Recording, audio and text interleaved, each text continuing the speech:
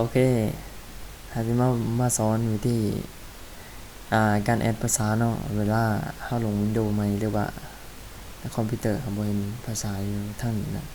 ถ้าสิเปลี่ยนภาษาเขียนนี้ก็บ่ได้เนาะให้เข้า Windows 10นี่ง่ายๆบ่ต้องไปโหลดอหยังต่างๆที่คลิกครัวเข้าไปเนาะแล้วมาเลือกมองdisplay setting เนาะคลิกเข้าไปเนาะ display setting แล้วก็มาเลือกมองถ้ามองนี้มันบ่มีเนาะส่วนใหญ่มันบ่มีเนาะเอามาเลือกมองนี้เนาะคันเป็นไทยก็อย่างเงี้ยว่ากากบาทบ่ประมาณนี้แหละ ลืมกันฟันเฟืองบ่เพิ่นว่า system เนาะชื่อว่าคลิกเข้าไปเนาะแล้วมาเลือกมอง Thai language เนาะมันจะมีมองตั้งเวลาเนาะตั้งเวลากับเลือกภาษาเนาะโอเค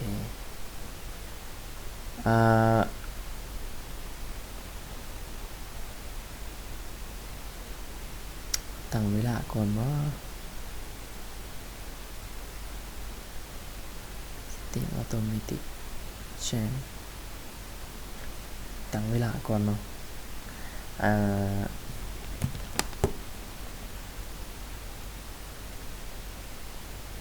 วันที่ที่27เนาะที่27มันเดือนนึงวะเดือน3เนาะApril ตัวเดือน4โอ้ March เดือน3เวลาณบัดนาวเบิ่งก่อน5 โมง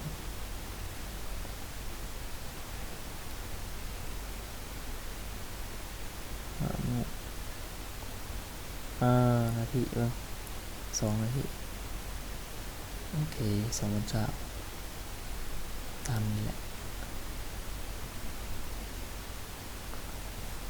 โอเคเดือนมันจะเดือนไว้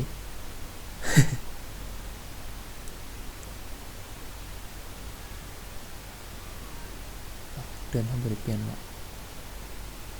โอ้ถือในเดือน3มันที่27 2 วันเสาร์นี่ออกไปทั่วไปถึงแล้ว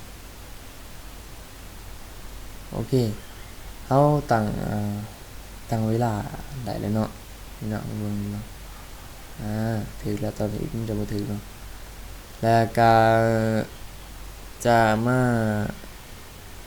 เลือกเอาภาษาเนาะมาเอาภาษาบัดนี้เอาภาษาบัดนี้เฮามาเลือกมง add language เนาะเลือกมง add languageตามทวิตมันจะมีอยู่แต่ภาษาอังกฤษเนาะเฮามาเลือกมง add language แล้วมาเลือกเบิ่งภาษาไทยภาษาลาวส่วนใหญ่จะใส่หลายกว่ากับภาษาอังกฤษเนาะเดินกลับไปก็บ่เห็นว่าเนาะฮัลโหลภาษาอังกฤษมีตัว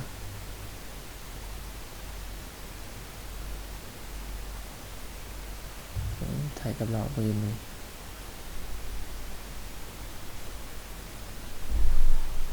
เห็นภาษาลาวแล้วเนาะเดี๋ยวจะคลิกเข้าไป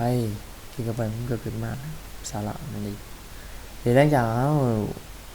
เพราะว่าตัวนี้มันมีอยู่กับ Windows อยู่แล้วแต่มันจะบ่ขึ้นโชว์ให้เบิ่งเนาะนี่เนาะแต่ถ้าว่าเฮาแอดภาษาใดภาษาหนึ่งมานี่มันจะขึ้นมาแบบนี้เนาะเวลาเฮากดเลือกภาษาที่เฮาจะใส่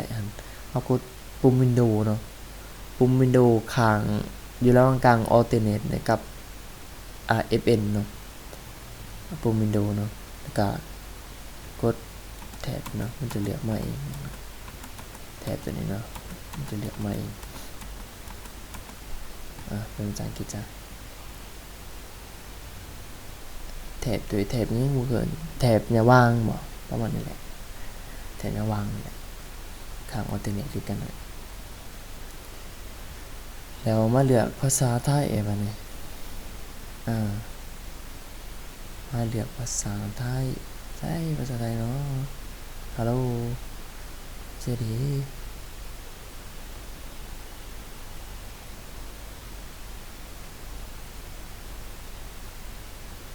ไทยแลนด์ฮัลโหลเจดีตาลายไปทั่วจากนี่ดิปึ๊บมาได้3ภาษาเนาะอีก3ภาษาบัดนี้ตั้งเวลาเลยเนาะมียังตั้งเวลาเลยแหละเอากะพิดมันออกไปมาเบิ่งภาษาหมู่นี้มีจักภาษาดีมี3ภาษามีลาวมีไทยเนาะเฮาสามารถเปลี่ยนภาษาได้ง่ายๆเนาะกดปุ่ม Windows แล้วกดตัวหม่องอย่าวางข้าง Alternate อยู่เนาะ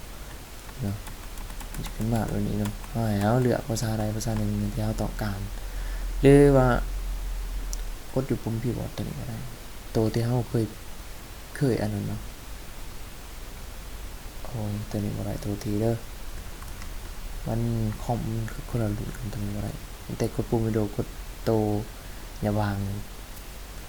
ตัวปุ่ม Windows มันก็ค้างอยู่ FN กับAlternate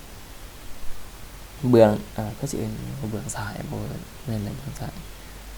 เรียกว่าคลิกหมุนเปลี่ยนก็ได้เลือกเอาโอเคเนาะสำหรับการหาภาษาบ่เห็นบ่จักวิธีแก้นะ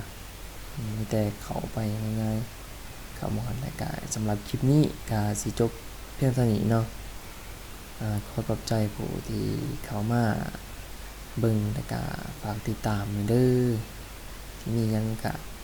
ก็บ่ได้ดอกแต่ว่าก็ศึกษาไปนำกันตัวใดที่บ่ทันเคยมีบ่ทันเคยเฮ็ดได้ก็ศึกษาไปนำกันได้